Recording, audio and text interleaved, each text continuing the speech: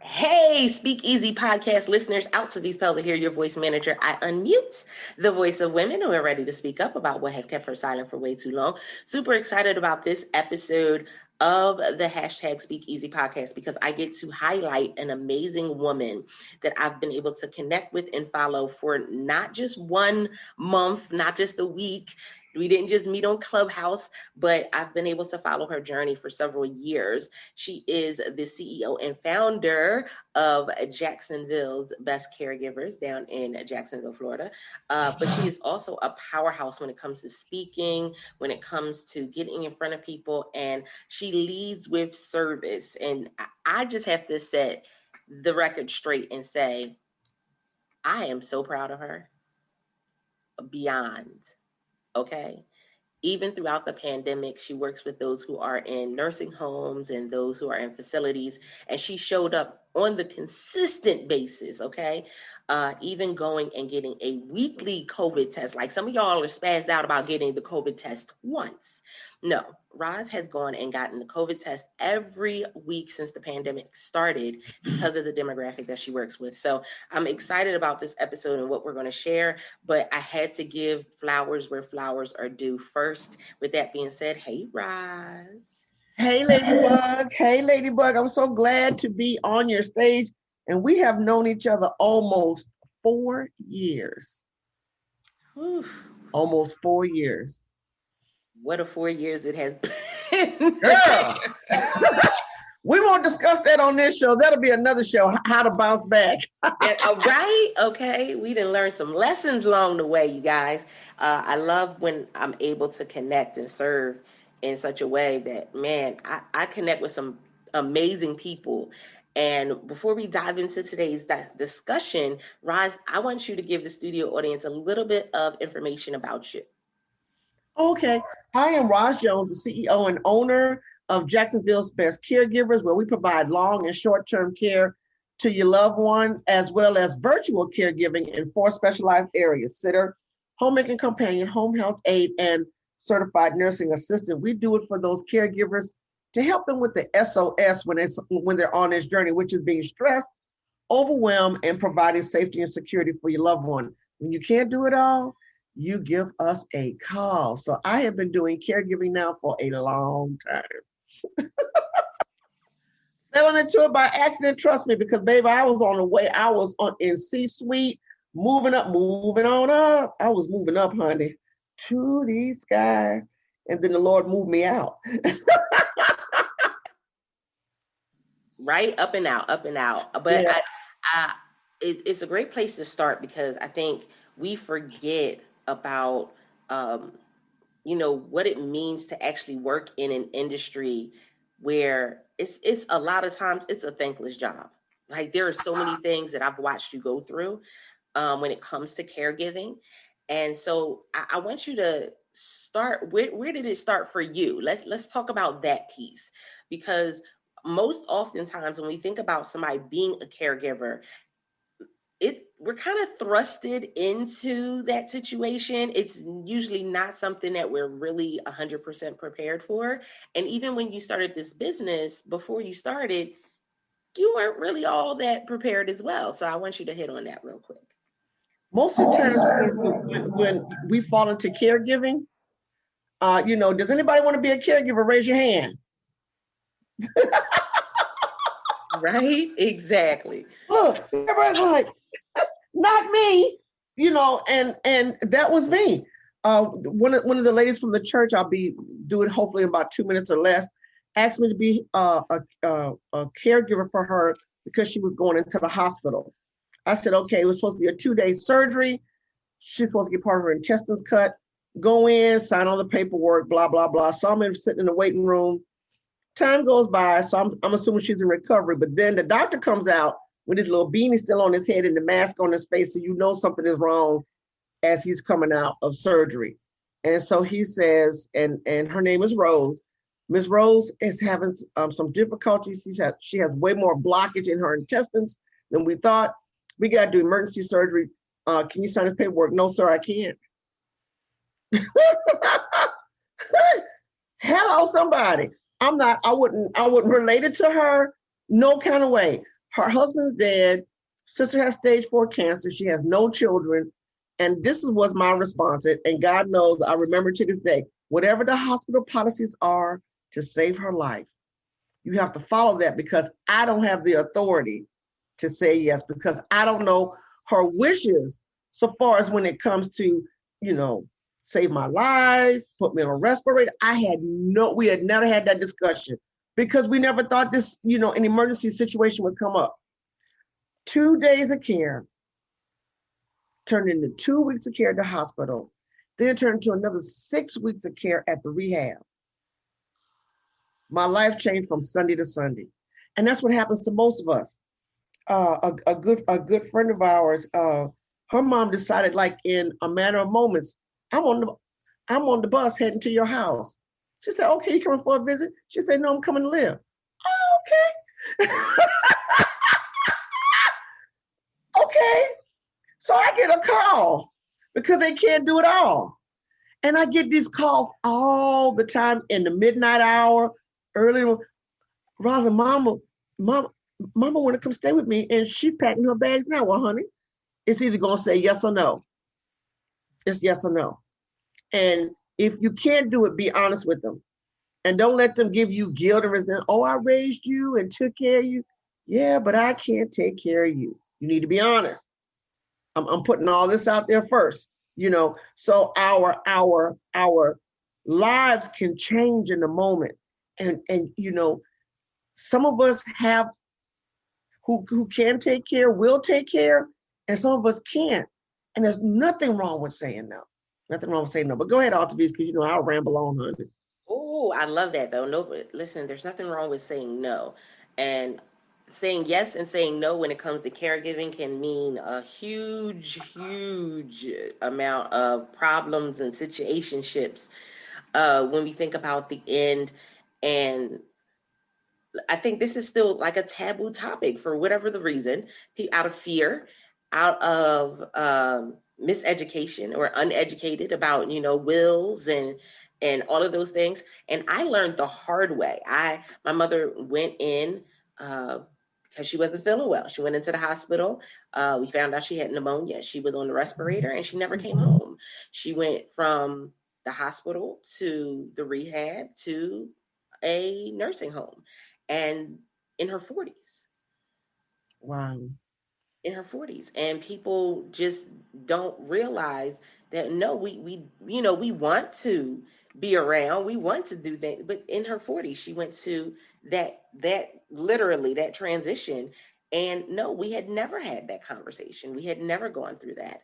I often say, I often send up your praises, because I say, I wish I had a Roz when I was all of that, because it was hard. I was traveling from Maryland to Pennsylvania to Philadelphia, because she was in a nursing home, and actually she was in a nursing home in Chestnut Hill, which is even further. So it would take me about an hour and a half. So God forbid there be an emergency, I'm literally traveling an hour and a half to get to her. And there wasn't always things that we could handle over the phone. So that part was really significant for me. And I want to hit on this as well, because it's one thing to take care of your loved ones, because let's be honest, and listen, we could take this to kids, pets, whatever. It's one thing to take care of your own, but then you have to have a whole other heart to take care of somebody else's. So speak to that, because you actually have a company, and you're not only doing it, but you have employees under you who are taking on this project of saying, you know what, if you can't do it, I'm stepping up so that way I can. I went from caregiver to CEO, I had no plans for this. I should be retired by now. But I decided to be an entrepreneur because it fell on me. And so because the nursing staff at the hospital saw how I was taking care of this woman that was not related to me, they were the ones that pushed me into caregiving. Rosalind, you have it, go down the street. They're looking for sitters. Our hospital is always looking for sitters. So went down there to the place. They were not paying what I was making. They want to pay minimum wage. I said, you must be crazy. Are you serious? I got somebody's life in my hand, cleaning them, wiping them, burping them, all changing their pampers, all that, and you want to pay me minimum wage? So from then, I decided that whenever I got business, I would not pay my people minimum wage, and they can tell you, Ms. Roz don't pay minimum wage, because I don't want you working for me and still trying to do 2 or 3 side hustles, trying to bring all that together, because you're no good to your children, you're no good to yourself, and you're no good to me. You know, if you work in 3 or 4 hustles, you're never home. So I purpose to make sure that these women and men that work for me would not be making minimum wage. So yes, you have to have a special heart to take care of these people, because we're talking about being very intimate, going in places where no man has gone before. And so True indeed, true indeed. Yeah, you have to realize you have to bathe. You know, sometimes they urine on themselves. So you're talking about body fluids you have to clean up. Boo-boo, and you know what you have to tell them, because they're so embarrassed. And this is what I train my ladies. I say, hey, it's okay. Soap and water can clean it up. It's not a permanent situation.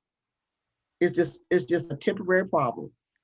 And because their mind is like, okay, I'm deteriorating, I'm dying, I'm doing everything that I would never thought I would have done, but it's happening.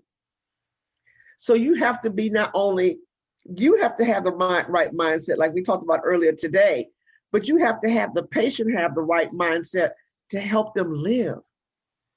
And that's why I cannot pay my people minimum wage, because you're a psychologist, you're a spiritual person, you're an encourager, you're a coach, you're all of that, and a companion, and sometimes the only point of contact, human contact. I think about that too. Because Particularly there are COVID. so many that, they don't have anybody. They don't have it. We had an incident the other day where the client got sick and we were in the room and we kept looking for help at the rehab.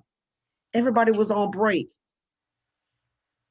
Why is everybody on break? So whoever the supervisor was didn't plan that right.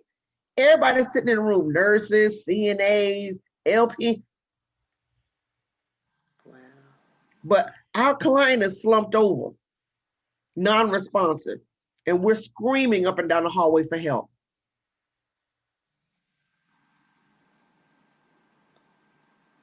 It's crazy. It's crazy out there. So if you don't have an advocate. Yeah, I was just about to say that people are like stretched to capacity, and there's like hardly any advocacy when it comes to those who are in that predicament. Like I remember going to this memory of nursing homes will forever be seared into my mind. But I remember getting a call from my godbrother. He went to see my mother in the nursing home. He asked me why she didn't have any clothes. And I said, well, what do you mean she doesn't have any clothes? She does have clothes. I said, she has a whole dresser full of clothes. He said, no, in her dresser, there's only bras. The staff just asked me, could I bring her some clothes? And I said, hold up now, because people just bought her clothes, went to the store and bought like new socks and stuff. I said, so where's her clothes? So I had to drive from Maryland to Chestnut Hill. And I sat there just calmly. They came in and I ripped them from the rooter to the tutor. Okay. From their pinky toe to the end of their hair follicles. Okay. Because I said, that makes no sense. Where's her clothes? And what happened was she went to the hospital the last time she went to the hospital. And instead of them doing an inventory list of her clothing, they just put on there that she had a bag of dirty clothes.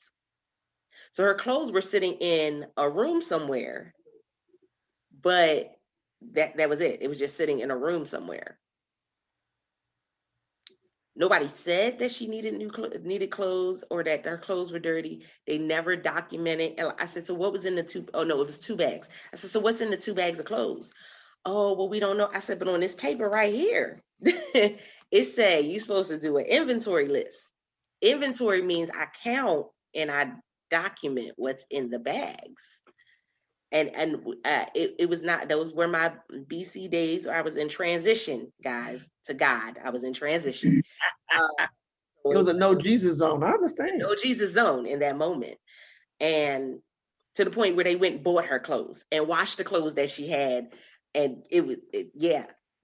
But another thing I'm glad you said it, because even though your loved one goes to the nursing home, the caregiving doesn't stop. Mm-hmm. It doesn't stop. And that's why I was trying to tell people, and I was trying to explain that to the client too, the client's children, because they're so money conscious. They're trying to hold. They have the money. I'm not trying to be funny. Everybody don't have it, but they got it. But you holding on to that money. I said, now I'm gonna ask a dumb question. You tell us not to work for these 90 minutes. What if your mother had slumped over in those 90 minutes? Oh, Rosin, you're right. I think we need to go ahead and do full coverage now. But I kept telling you something is wrong with your mom. Your mom is not what you're used to seeing, so on and so forth. And we need to do more coverage. Oh no, she got the button. But if your mom is slumped over, she can't push the button. She can't push it.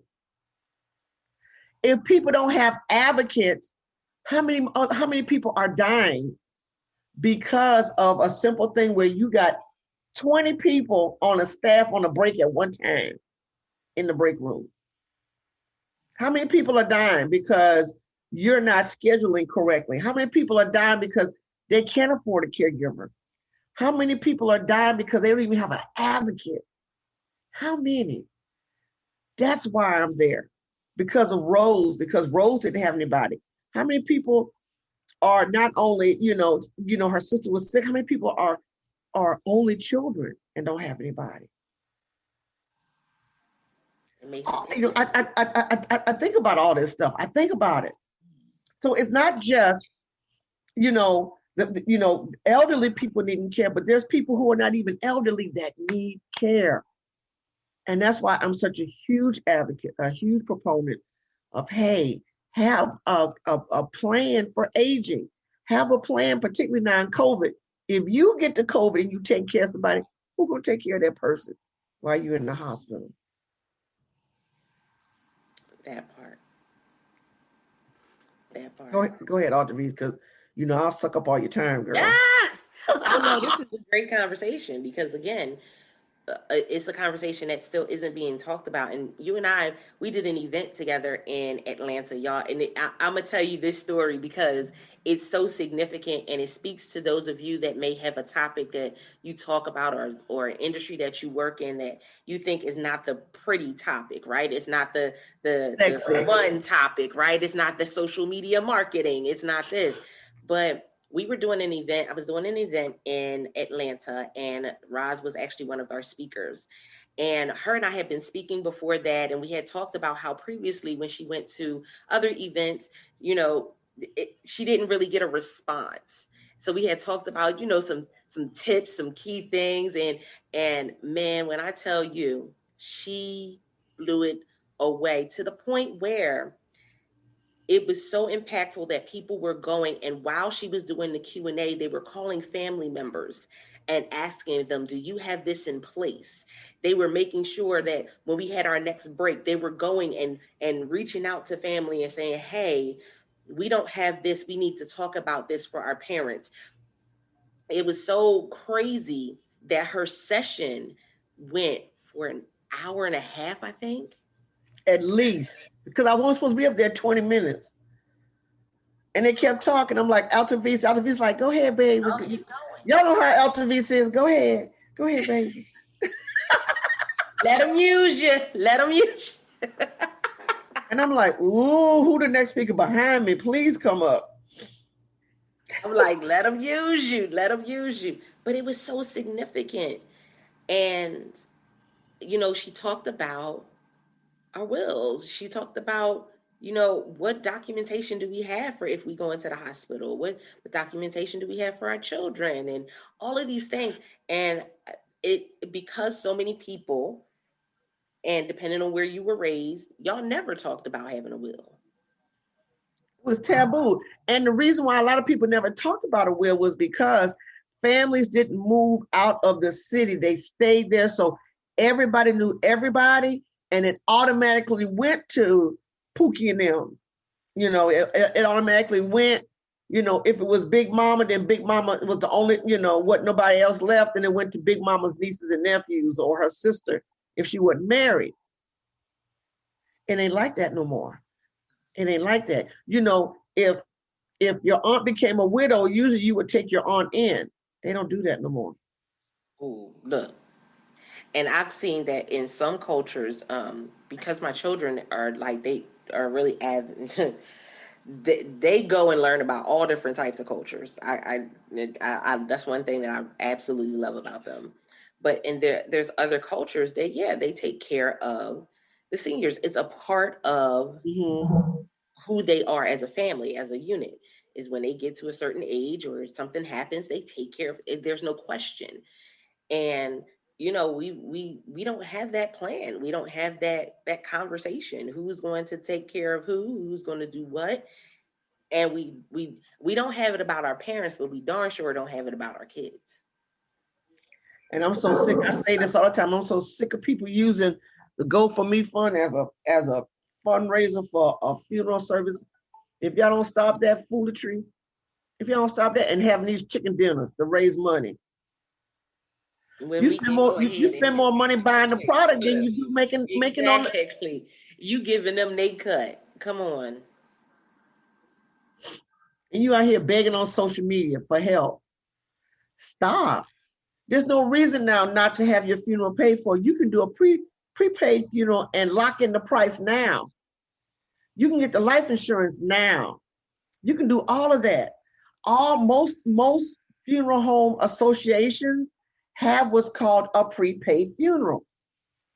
And you can pay $35, $40 a month for a few years. Exactly. And go ahead and have your will and everything made out. That's what I did. I told them what kind of food I want at my repast. I went to the white people funeral home. I said, look, do y'all cook greens and macaroni and cheese? And they said no. So I said, here go to restaurants where y'all can call to get my food. Exactly. You know what I'm saying?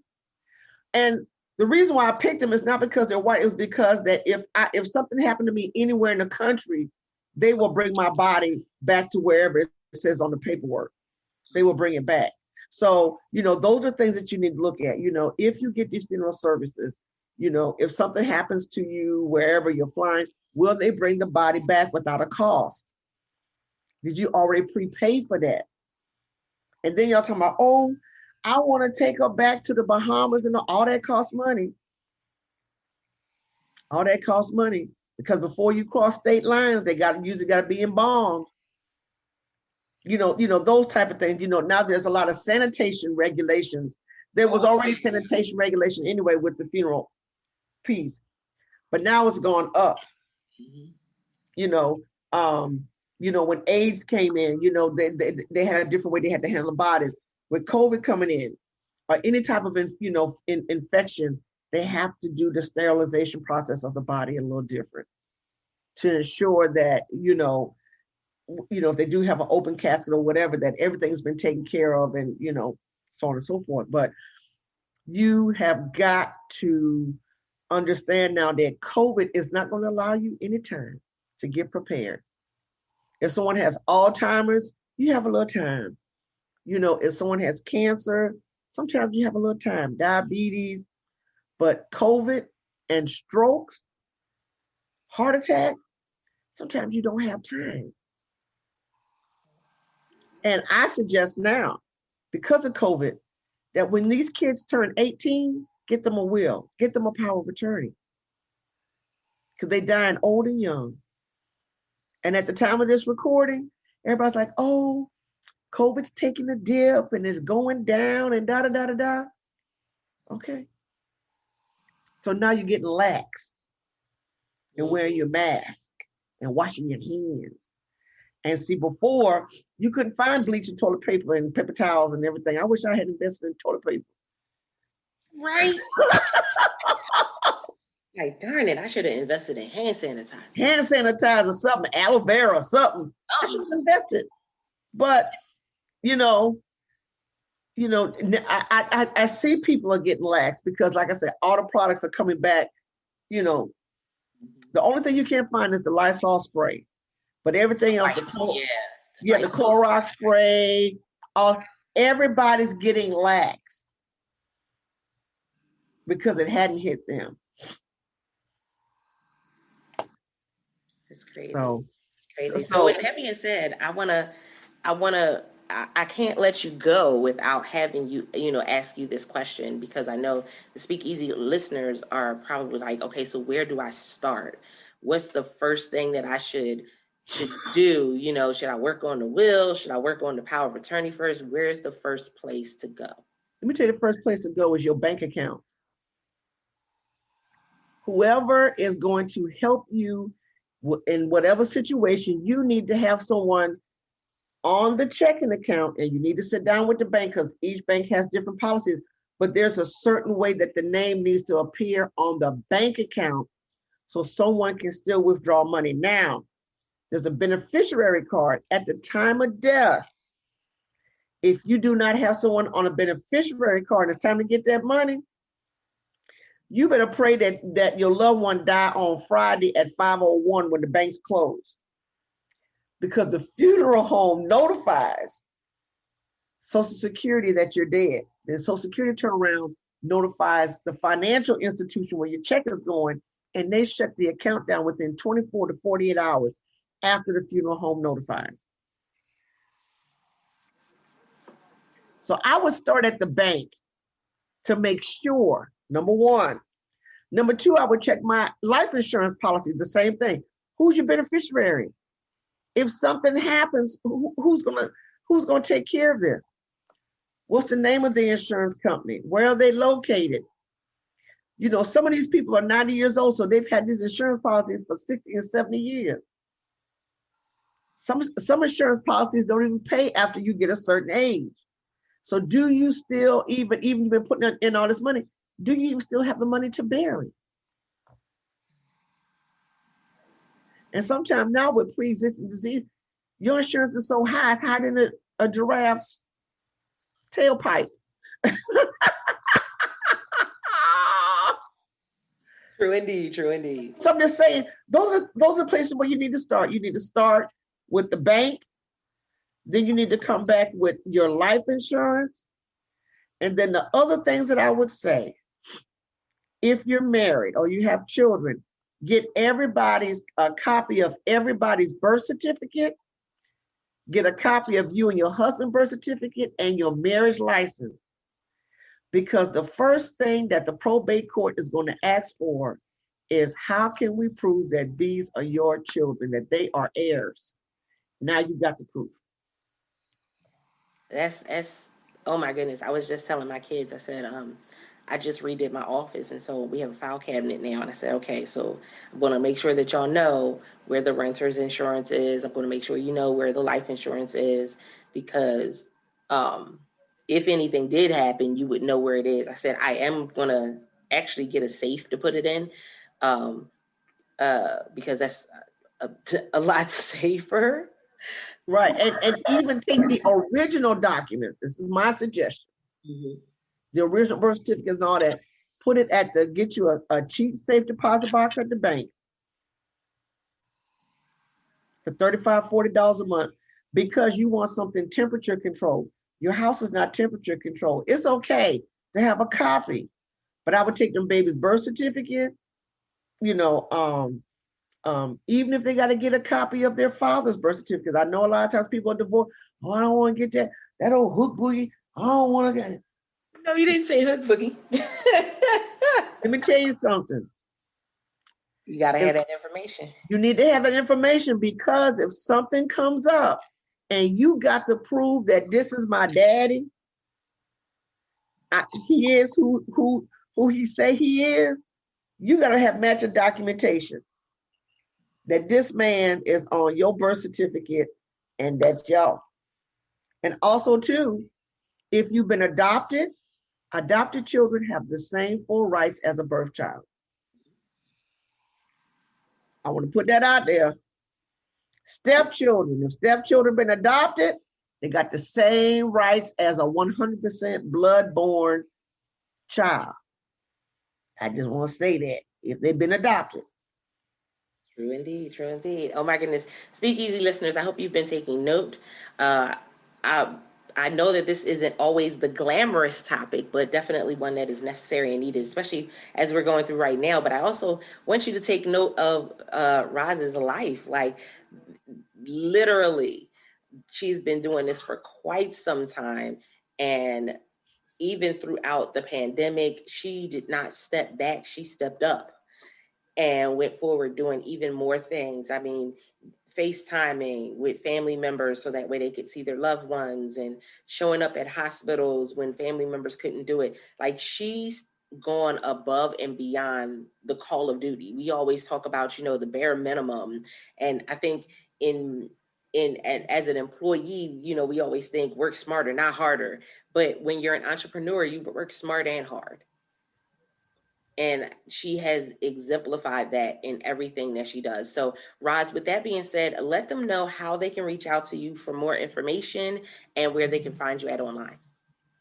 If you all go to my IG page, which is Roz Jones Enterprises, Roz Jones Enterprises, and you go to my link tree, there you can set up a strategy call. There is a fee. So let me say that from the giddy up. I don't want you going into my, oh no, I'm telling you face to face, right here in the place, that yes, it's a fee. Also too, there's a link on there. When you go to my link tree, it'll take you to the blog, it'll take you to my YouTube page, Amazon page, and I'm getting ready to put up a list for things for advanced directives. So I'm matter of fact, I'll be meeting with my team when we get done here, and we'll be putting that up too. So that's the best way, is to go to Roz Jones Enterprises on IG. If you don't have it, I apologize. Get somebody else to use theirs and sign up.